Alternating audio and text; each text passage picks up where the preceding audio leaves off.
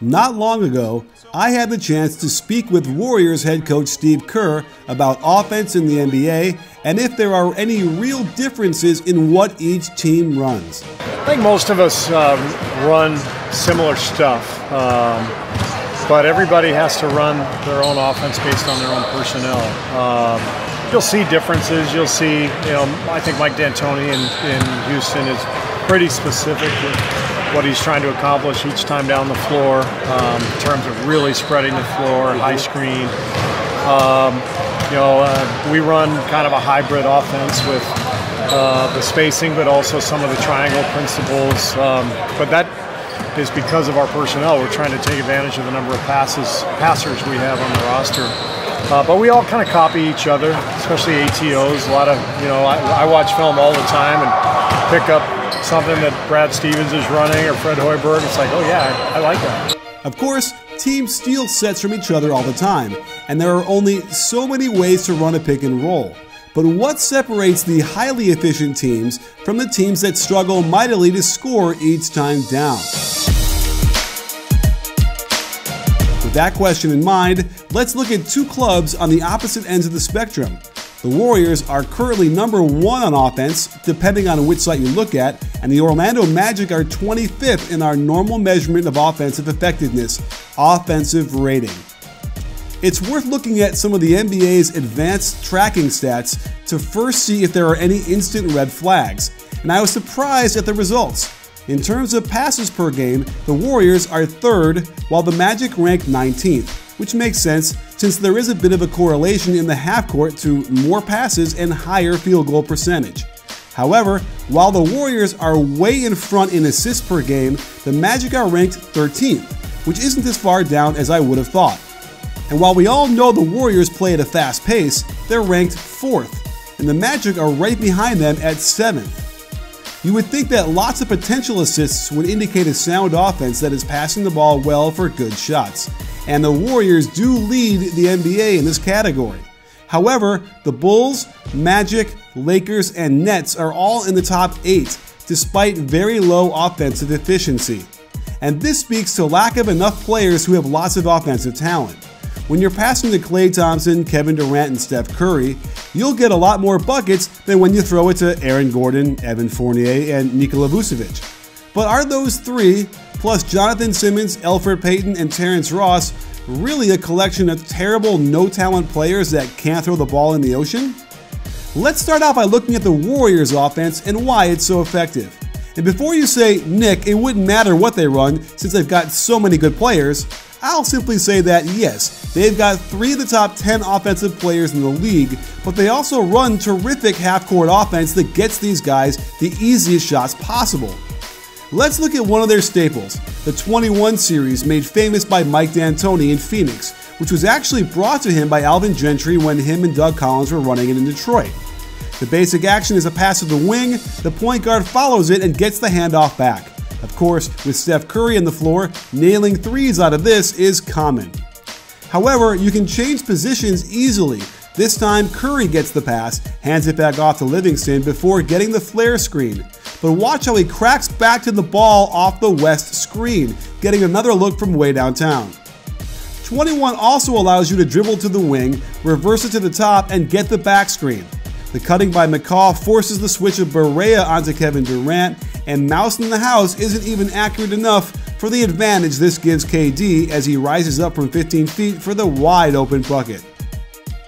Another option is to hand off to the wing, and this option is tailor-made for Klay Thompson, who knows he's going under the hoop, breaking off the pin down from Zaza for the wide-open 16-footer, which is basically a layup for him. This time, Livingston and Thompson switch positions, Livingston cuts to the weak side, and the Warriors initiate their vaunted low-post split series. Because it's Draymond and Klay pairing, Klay gets the flare screen, then wraps around for the layup. Here's the exact same 21 action, and it beautifully flows right into a low post split. And this time, Draymond senses the defense hugging to Klay and slips back door for the easy layup. The low post split is so lethal they can dribble to the wing and break right into it. This Draymond-Klay pairing gets Klay a step, and then the addition of the handoff from Zaza frees him up for even more space. And when KD and Curry are the two splitting off the low post, there are very few choices the defense has to make, and none of them are good. Since the defense needs to choose who they want to focus on, and with Draymond and West in the post, they've got two of the best low post passers in the game. Golden State also likes using a double ball screen across the top for Curry, and it works so well because Durant is the first screener, and his man is always reluctant to leave him, and the second screener is the center, where his man is traditionally sinking back in the lane, leaving Curry wide open. When they do try and switch to keep up with Curry out top, it leads to openings for KD to get the ball open in the flat for a jumper, and they've added clever wrinkles out of this progression. If KD isn't open initially on his roll, the second ball screener simply sets a pin down for him, and it allows an attack off the closeout for another open jumper. One key component to the triangle offense is how interchangeable the positions are, and we see its evidence here as KD now handles the ball and Curry is part of the double ball screen. The coverage gets blown on the switch, and Curry gets wide open on the pop for the three. And not to forget about Klay, they've got lots of action for him to organically find openings to sprint across the floor, get a quick pin down, and rise up for the shot. And they even go to the old standby single-double to let him choose which side to cut to and find the openings for his picture-perfect jumper. It's clear to me that with all the willing passing the Warriors do, they've got fantastic chemistry. And if you're looking for the same kind of chemistry on your next date, then you've got to visit eHarmony. Just like the best teams use analytics to improve their game, eHarmony has years of science and data to find you the right match. Right now, you'll get a free month with eHarmony when signing up for a 3-month subscription. Just enter my code COACH at checkout. Just look at these meaningful relationships, and you can find one too at eHarmony. Now, let's look at some Magic offensive clips to see what the issues are. There seems to be a general sense of disorganization and lack of purpose as the ball comes into the front court. Players just not sure what to do, and it takes forever to get into the alignment, which is clearly suboptimal. Again, Simmons wants to set a ball screen, but Payton tells him to go somewhere else, so Speights can ball screen instead. Speights is really slow and ends up getting the pass, and you have to be very careful when passing to him because he's almost guaranteed to shoot it no matter what. Here's a set I recognize, and I've just never been a fan of passing to the wing and then having it handed right back to the point guard. Seems like a waste of an action to me. The pin down on the block makes no contact on the defender, and I have no idea what this was supposed to be. Normally, Speights would backscreen for Afflalo, but Afflalo looks like he wants to screen Speights instead. And remember, you have to be careful about passing it to him because he will get that shot up. Here's the same play, and it's run a little bit better by Fournier, who uses the screen to pop back out for the pass into a pick and roll. The decision to reject the screen and go back into the teeth of the defense is a poor one, and the kind of decision that almost everyone on this team makes consistently. Going to his right, he has the whole side of the floor to work with. Instead, he goes back into the help and tosses up a prayer. Another example of decision-making issues. Payton should be waiting to see how this double weak side pin down shapes up, but instead drives right into where the help is. And when he gets the ball back from Biyombo, there's plenty of time on the clock to run something. Instead, a horrible step back mid-range that he's simply not good at. Screening seems to be a problem as so many of their screens get slipped without making any contact. This gets almost no advantage for Augustine, who also misses the open pass to the corner and gets his shot blocked mercilessly. More confusion as two players have no idea what they're running and have to be told by Payton to clear out of there. Again, another slip of a screen by Biyombo gets Simmons no advantage, and he opts for a contested mid-range shot. On this step-up screen, they need to make the Wizards pay for double-teaming the ball. Payne is open, but Payton doesn't see it, and now the offense dies. Look how Speights just meanders slowly over to the ball to screen, and you know what I already said about passing it to him. This time, Payton does hit the roll man, but on the attack, Biyombo wanders into the lane to clog it up, and Gordon must make this pass to a wide-open Simmons in the corner. These are the kind of threes that will raise the team percentage in a hurry. Here's an action that almost resembles 21, but the spacing and timing is all off. The handoff is way too low, the cutter off the double screen is too early, and Biyombo correctly steps up to set a screen for Gordon, but then completely bails on him. When he comes to rescreen, it's to Gordon's weaker left hand. The ball is deflected, and now Gordon is forced to toss up an off-foot running lefty hook.